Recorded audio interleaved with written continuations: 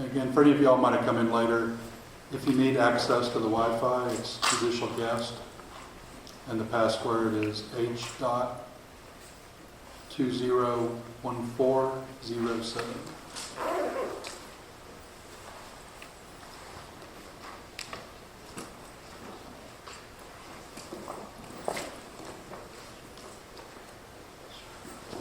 No, she has a web meeting, so I told her that was more important.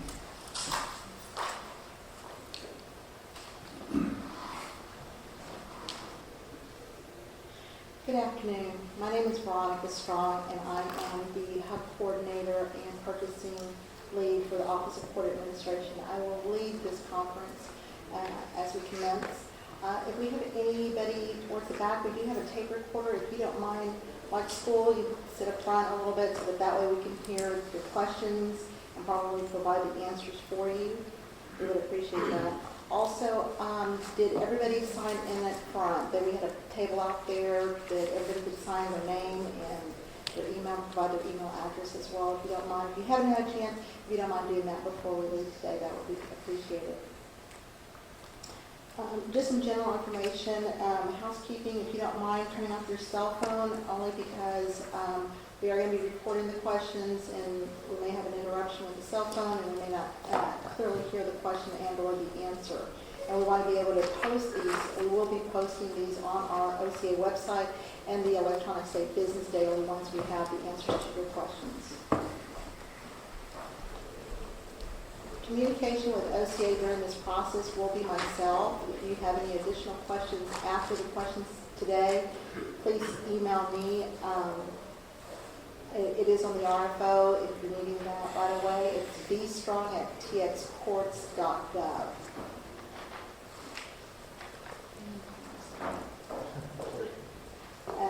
Let me go ahead and introduce our staff that's here. David Slayton is our Executive Director for the Office of Court Administration. Tina Washington is our Deputy Chief Financial Officer. And Thomas Sullivan is our IS Deputy Director. And Tom, I'll forward that to you. I'm sorry, David. I think I'm actually next here on the list. Thank you all for being here today. We're really pleased that you joined us and look forward to hopefully hearing some of your thoughts and ideas and questions today. Just a couple of things I wanted to lay out here at the beginning of this conference is kind of what the vision for the RFO is and why we're doing what we're doing, just so you can kind of, if you haven't figured it out from the RFO, you can at least hear from us directly as to what our thoughts are and why we're doing what we're doing. As you probably all know, Texas is a very fragmented system from the courts, as the courts go, with each individual county having the ability to choose their own providers of case management services, and in fact, even the individual office holders in the counties having the authority to sort of choose which direction they go. This has produced kind of a hodgepodge of providers across the state, but more importantly, some counties have the inability at all to be able to provide an electronic case management system, which in this day and age is becoming a bigger and bigger challenge to our courts. And so another thing that really sort of spurred this for us is, as you probably all also know, the electronic filing mandate that the Supreme Court passed down in December 2012 began to take effect in January of this year and continues to roll out in increments every 6 months, ultimately culminating in every county being covered by that mandate by July of 2016. And while the e-filing system itself is agnostic as to case management system and technically doesn't even require you to have a case management system, obviously if we want to realize the full benefits of the e-filing system, then it's important for us to have a case management system for all the counties on the back end. So that's one of the reasons why this has kind of come to our attention. Obviously, as the RFO points out, the primary focus of the RFO is upon, and the primary target of our efforts is upon the smallest counties in the state, those counties under 20,000 in population. Of course, when I first started saying that months ago, that didn't seem like that big of a deal, except for it's 136 of our 254 counties in the state. So just over half the state's counties fall into that category of cases. As it's been provided in the RFO, we've done our best to try to determine how many of those counties have case management systems and how many don't. And as you can see in the RFO, the smaller the county size, the less likelihood that there's an electronic case management system in place. And so that's the reason for the target of our efforts. However, you'll also notice in the RFO that we provide and ask for you to provide to us responses and bid information on including larger counties. We do have some counties who fall outside the 20,000 population or less bracket who've indicated interest to us in perhaps taking a look at whatever comes back and whatever system we have in place. And so we want you to be able to provide that information to us so we can look at that. And Tom will be talking about the pricing a little bit more in a few minutes. The other thing you'll note in the RFO from a vision standpoint is we've based this upon a cloud-based system. Somewhat of an unusual approach to the way many other case management systems are going on a large scale like this, but I think probably the direction that lots of places will go in the future, to a cloud-based electronic case management system. And the reason why is probably simple and obvious to you all, is that when we're targeting the smallest counties in the state, most of those counties do not have any technology infrastructure as far as support and somewhat of a limited ability to support that at all in those counties. And so while the clerk may be highly intelligent and capable of doing their job as a clerk, they are not, most of them are not trained technology individuals who can go in and fix a server when it's down. So that's obviously our intent, is to try to provide a cloud-based system so that they are not having to focus on that. A couple of other things I wanted to point out so you can understand our reasoning in the RFO. You'll see that we've asked for your bids to be good through October of 2015, which is quite unusual. We know that. We had lots of internal discussion about it, and hopefully you understand the reasoning for that, which is that depending on what the bids come back at, we don't anticipate having funding available immediately for this project, and so we would be seeking funding from the legislature for that funding availability. Of course, we won't know about the funding until the next session starts, which starts in January. Ultimately, the funding wouldn't be available to our office until September 1st, unless there was some emergency appropriation, which we don't expect.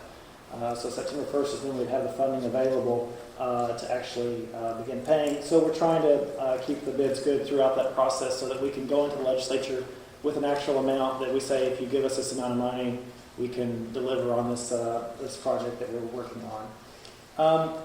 The last thing I would point out is that we've tried to keep costs down for the vendor community as well as us, hopefully, in this by putting into place the standard configuration. As you know, and as we know, some of the largest costs and difficulties that these projects have is in the varying levels of configuration from county to county, office to office. And so one of the experiences we've had with the e-filing system that has proven very effective is coming up with standardized statewide configurations. So that is our intent with this as well, is to work with the Judicial Committee on Information Technology, or JCIT, to come up with a standard configuration for the case management system that would then be rolled out to the state as a whole. The counties who chose to use the system would basically adopt that standard configuration. Of course, since our primary target are counties who do not have case management systems, probably a standard configuration is a lot better than what they have now. And so we feel pretty confident about that approach.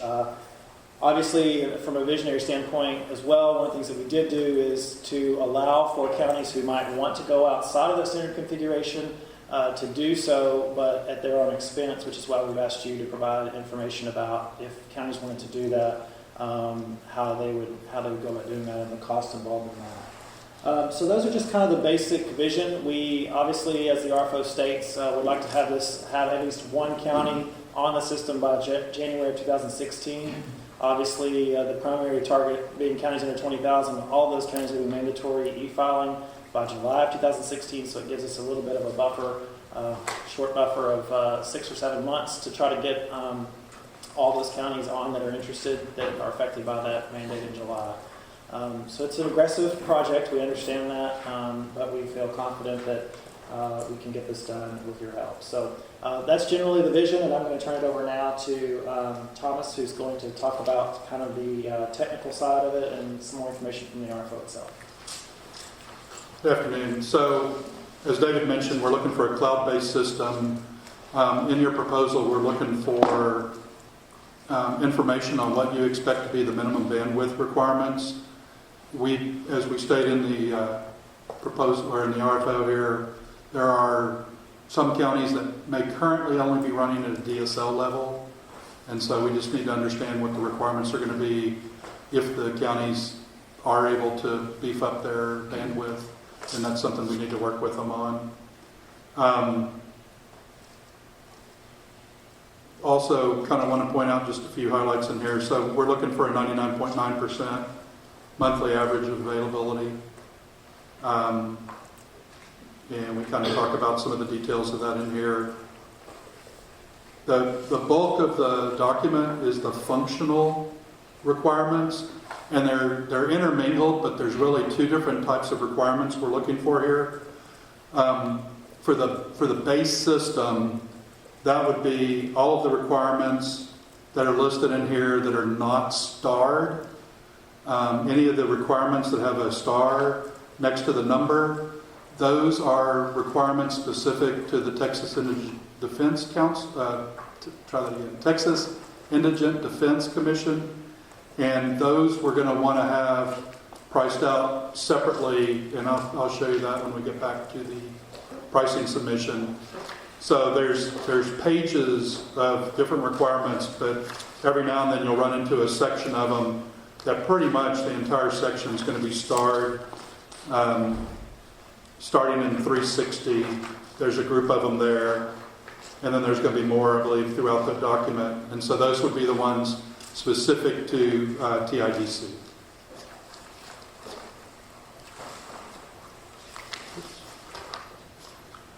As far as the system itself, we're looking for security that meets the Texas Administrative Code, Chapter 202, which is available out on the DIR website, or you can find it. There's the all tax listed on the Secretary of State site.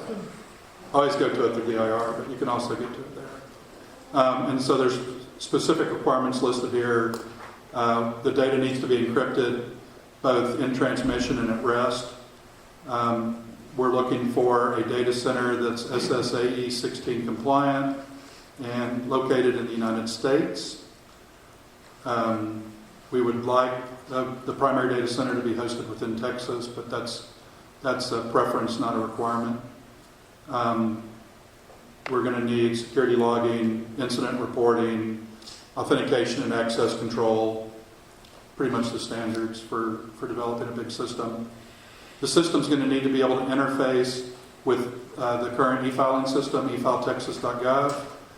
We also want to be able to generate reports from the monthly court activity reporting required by Texas Judicial Council. Information on the specs for those can be found on the TX Court's website. There's a link in here that points to that for XML specifications, so you can do an XML transfer.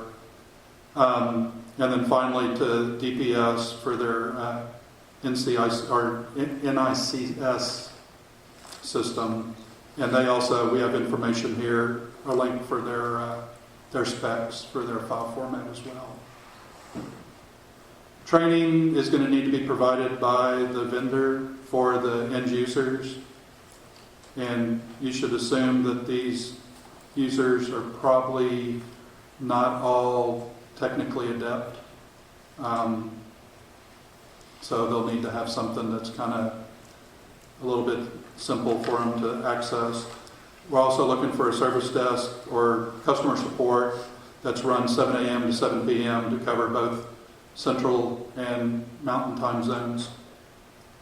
And to be clear, that is the local court time, so it would need to be 7 p.m. Mountain time for the El Paso courts and the few little towns that are also in the mountain zone out there. So I want to talk about contract deliverables. So the very first deliverable that we're going to expect, and in section 2.9 of the contract, or of the RFO, is the contract deliverables and our acceptance criteria. And so the very first deliverable is what we're calling production readiness. And that would be that what is referred to throughout the document as the baseline system is up and running on the hosting solution, all the hardware, software in place for the baseline system. And that it's ready for us to implement the standard configuration that'll be developed by JCIT, as David mentioned earlier.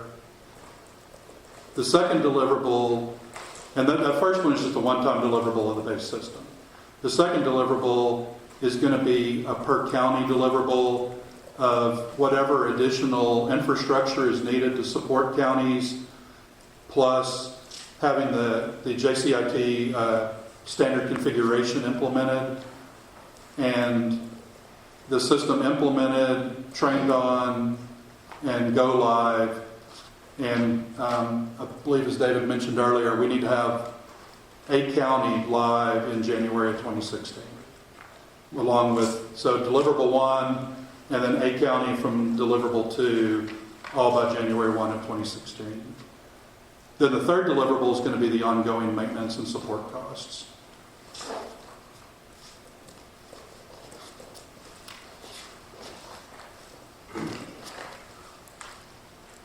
I know that Ronnie's going to talk a little bit about requirements, but one thing we want to make sure we have in there is a high-level project plan showing a timeline for the deliverables, and how the speed and frequency that we think counties can be brought online.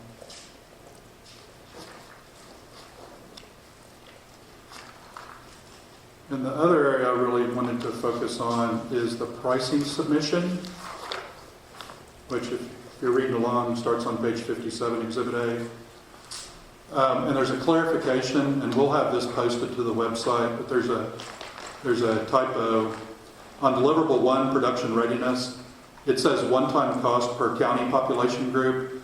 That's not true. It's a one-time cost. What does it take to get the baseline system production ready? And there's going to be 2 numbers that will need to be provided there. One is, what is the amount to bring production readiness to the system for everything exclusive of the indigent defense requirements? And then the second amount would be, and what would it take for indigent defense requirements? So there'll be, and you'll notice that throughout here, that we keep all of the indigent defense pricing separate from the non-indigent defense pricing. So that'll be just a single cost for each of those 2 pieces. Then when we get to deliverable 2, which is bringing the counties online, what we'll need there is, for each of the categories, additional hardware, software hosting, configuration, implementation and testing, and training and go live. We have several rows, and for each row, the first row is for counties less than 20,000 people. So what we want to see in each of those columns is the per county cost of that particular item. And then the same thing, correct, 1 per county cost, right? And then the same thing would be done for 20 to just under 50,000, 50,000 to just under 100,000, 100,000 to 199, and so on and so forth. So the first half of the box, that's for, again, for the non-indigent defense to bring those counties online. And the bottom section would be the same thing again, but to do that just for the indigent defense portion.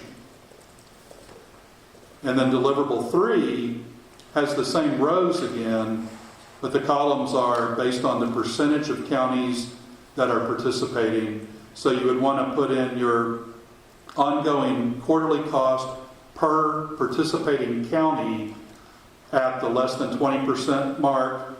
If we had 20% of the counties participating, 40, 60, 80, 100.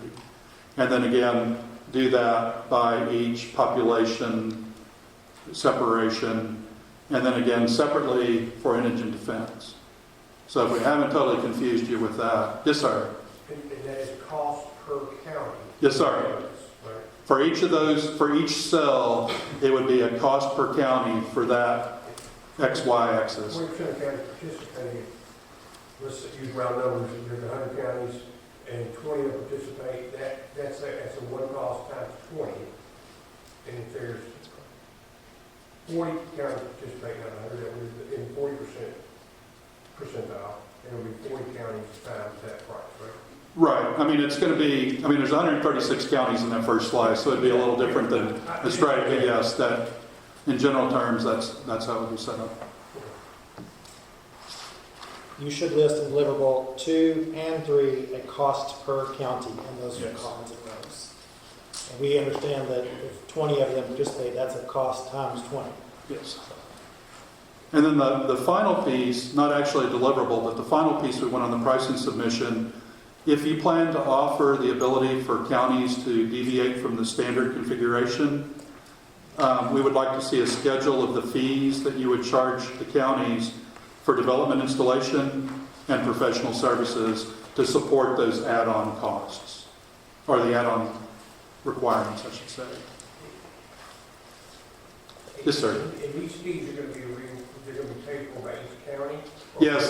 OCA? No, for item number 4, if the county requests anything above and beyond the standard configuration, that would be a negotiation between the county and the vendor, and the county would need to provide the cost for that, or the fees for that.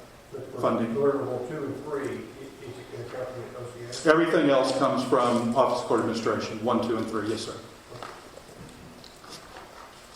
And that's all I've got. Are there other questions about the requirements? Yes, sir. Sorry to be the only one. No problem. But what happens when you sit back there and cheap seats. Deliverable number 1.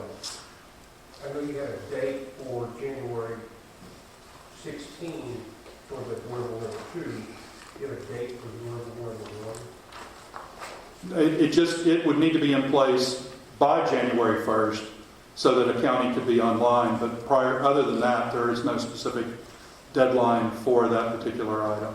Okay, and the acceptance testing, and that's going to be done by OCA, Correct. the original deliverable one. So when you're going to test it, you're going to say this works, this meets our approval, and then once that has happened, you're good to go.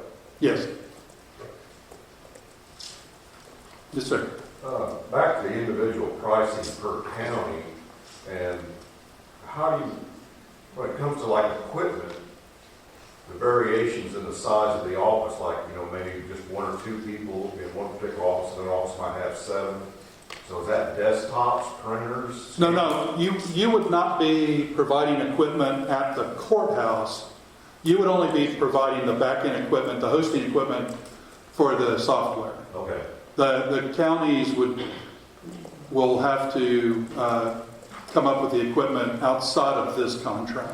Okay. And I believe we're asking for that separately from the legislature. We're looking at some things there to provide them the equipment they would need in their office. Okay. And the other thing I would point out is that the RFO requires bidders to state what the equipment that's required. Like the minimum requirement. Yes, What's the minimum requirement for the exactly. counties to have, what type of operating systems and Okay. things like that. And I think ideally, if it doesn't say it in here, minimum and preferred. Because, Okay. we know some things will run on an XP box, but not to anybody's satisfaction. So anything where it says hardware related, that's like you said, that's just the back end. That's what you would need to run your system in the cloud. Same. Anybody else? Anybody from the front rows? All the troublemakers are in the back. Come on, somebody else has that. Yes, sir. I'm just volunteering. Oh, okay. All right, and Ronnie will speak as far as if you have additional questions and we'll be posting everything out to the web. We will post, as I said, the clarification on the pricing submission to correct that wording, just so that's clear for everybody. I just want to quickly go over what you're required to submit. I'd hate for you to do all the paperwork and all that hard work and then not sign something or miss submitting something. So I just want to briefly go over what is the required submission. Exhibit A is your pricing submission. Of course, we do need that. We need to know what it's going to cost. Exhibit B is the signed execution of offer. Please make sure you sign that. Thirdly, Exhibit C is the offer questionnaire, and Exhibit D is the hub subcontracting plan. There are I'm going to go over the important dates of our schedule. If you have not seen that, that is in our section 4 of the RFO. The deadline for submission of any other additional questions that you may have will be July 11th at 3 o'clock p.m. The deadline for the submission of your offer will be July the 25th at 3 p.m. and the offer will be opening at the same day, July the 25th at 3:30 p.m. The deadline submission for your HUD subcontracting plan will be September 25th at 3 o'clock p.m. We have not determined the product demonstration yet. That will be to be determined at a later time. And the expected award of the contract, we're looking at spring 2015. I believe that David wanted to go over the timeline. Yeah, we just want to make sure it's pretty clear because of the time frame involved. If you've completed a hub subcontracting plan before, you know there's certain requirements that you have to contact potential hub subcontractors, and so because of the time frame on turnaround the bid, we wanted to give you some extra time to do that. So that's the reason why it's kind of a two-stage submission here on your offer. So obviously, the things that Veronica pointed out on some of the offer, like execution, all those things have to be turned in by July 25th, but the hub contracting plan doesn't have to be completed and turned in until September 25th. So we've given you a couple of months to be able to comply with that, and it's described in section 3 of the RFO, all that's required with that. So we try to give you a little bit of leeway on time because otherwise you'd be having to talk to hub subcontractors right now, get commitments from them, provide that information to us, and we just thought that might be unrealistic at this point. So we've given you a couple extra months for that. The other thing I would just point out is we will obviously be evaluating the bids and offers this fall, and as it points out, the expected award of contract will be in the spring. We don't know exactly what day that will be, but sometime after we complete negotiations, and we'll once again be contingent upon approval of funding from the legislature. Similar to the way we did with the E-File Texas contract, we had a similar process in place with that as well. So anyway, that's as far as the schedule goes. Anyone have any questions? Yes, sir. Questions are due are due by the 11th of July. Yes, sir. When do you expect to have a response to those questions? It's not stated in here as a deadline, so I'll tell you what our intention is. Depending on how hard the questions are. Yeah, exactly. Our intention is to turn those around very, very quickly. In fact, our goal is to have them out by Monday, the 14th. We realize y'all are under a time frame, and so are we. So we'll be working to have those out by the 14th. But once again, depending on the difficulty of the questions, we may not be able to have them all out, but we will do our best to get them out as quickly as possible. And any we get in early before the 11th, we'll work on turning those around as quickly as we can.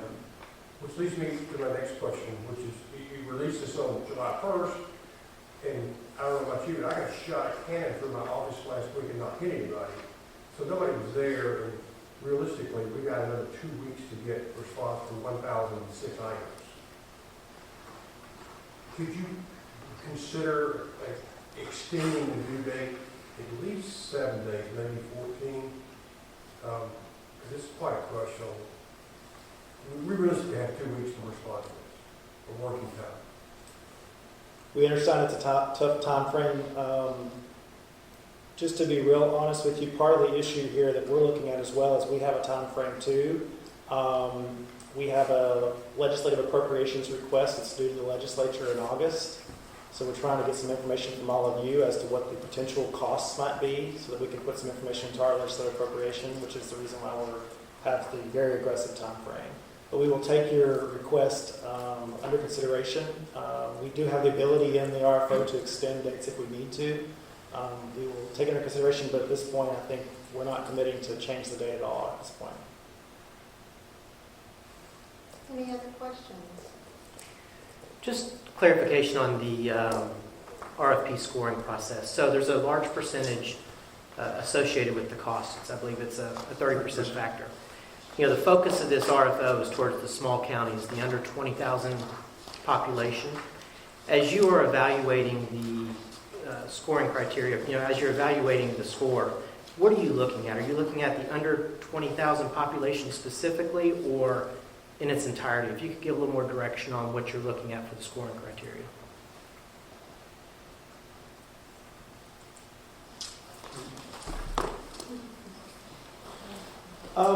Well, I think we're looking at overall. That's obviously, as it's very clearly stated in here multiple times, the focus of this RFO and the focus of OCA's efforts are on the county's under 20,000 population. So obviously that's going to be a pretty strong consideration when it comes to meeting all the functional requirements, the pricing, everything involved in the scoring categories.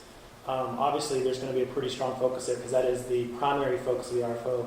However, I just want to caveat that by saying we've asked for all the others for a reason because other counties are interested in getting on board. So ultimately it may be that there are more counties outside of that. So I think the overall package is very important. All the categories are very important. But as is stated very clearly in our RFO, the counties under 20,000 are our primary focus for the purpose of the RFO.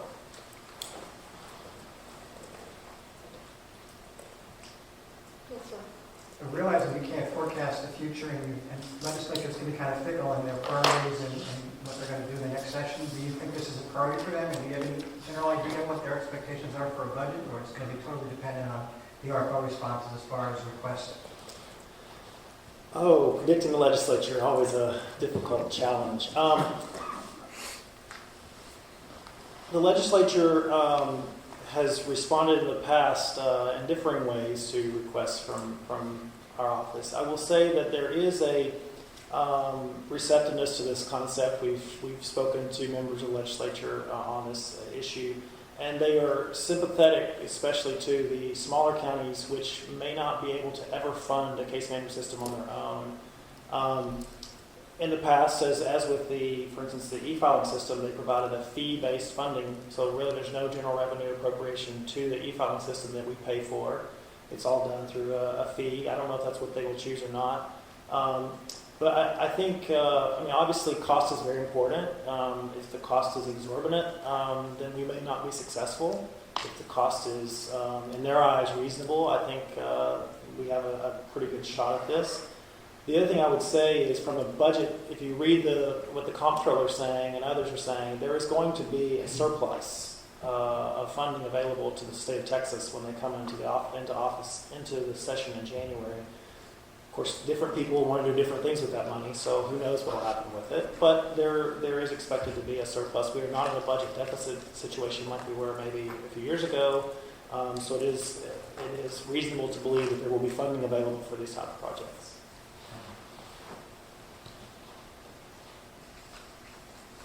Any additional questions? Well, that adjourns our meeting. If you have not signed in at this table up front, if you don't mind doing so. If you have any additional questions, you're more than welcome to email me, and then we will be posting the questions and answers as we process them, preferably on a daily basis. That's our goal. And so I would just check frequently for the answers and the questions that have been asked to assist you in preparing this proposal for us. Thank you very much. We appreciate your coming and assisting us with those.